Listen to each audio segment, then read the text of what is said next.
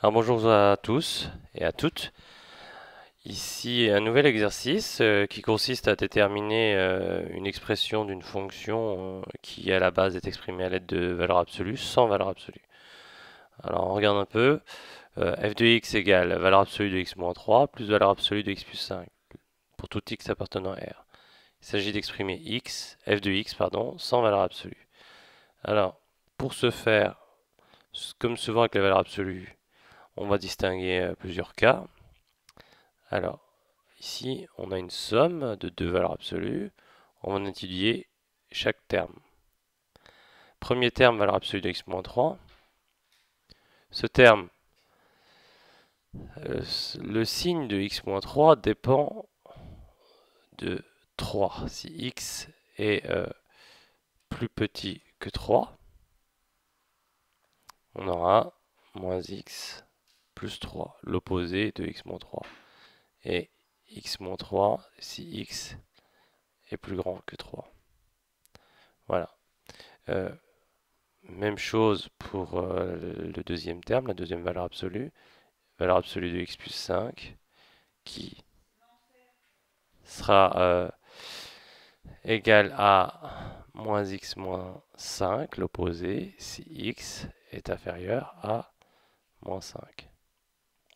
Et x plus 5, si x est supérieur à moins 5. Donc maintenant, il ne reste plus qu'à faire le bilan pour f de x. Alors, on peut utiliser en fait une sorte de tableau pour récapituler les résultats. Alors, je ne trace pas très droit.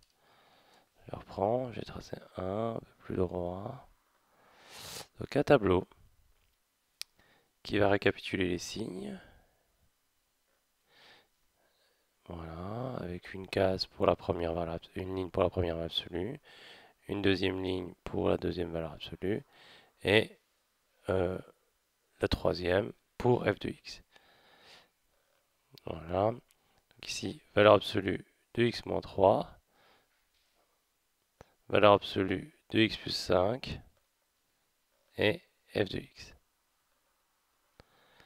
Et les valeurs de x qui font changer, donc ça va de moins l'infini à plus l'infini. La première valeur qu'on va y indiquer c'est moins 5 dans l'ordre croissant et 3.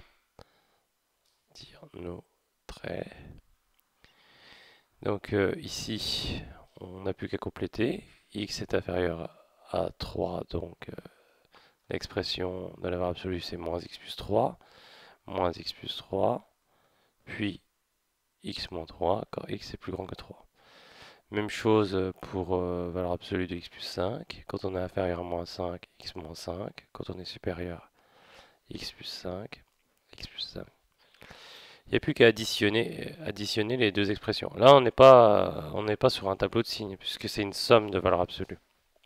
Il suffit d'additionner, moins d'ajouter, moins 2x, moins 2.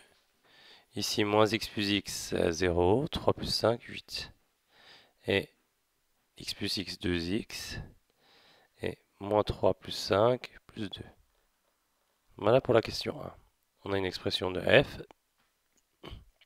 sous la forme sans valeur absolue. Alors, on aurait pu la noter aussi comme ça à l'aide d'accolades et de conditionnels.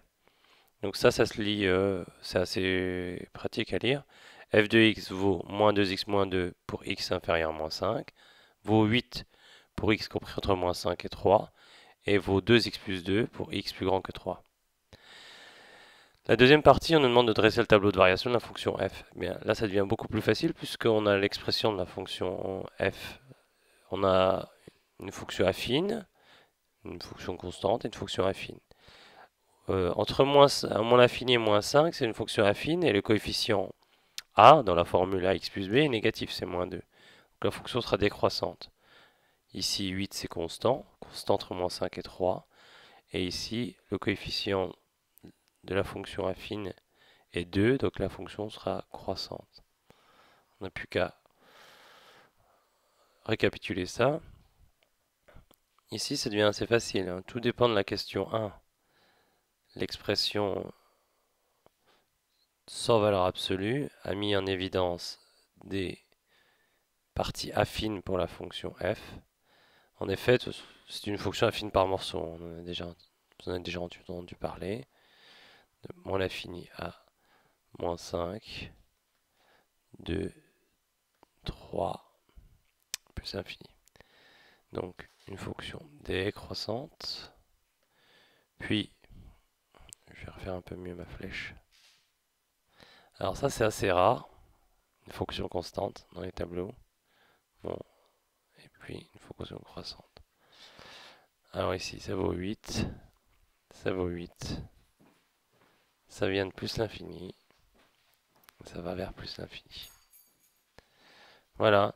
Et les variations de la fonction f sont entièrement déterminées par ce tableau de variation.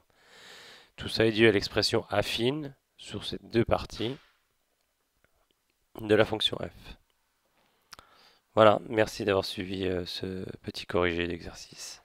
À la prochaine fois.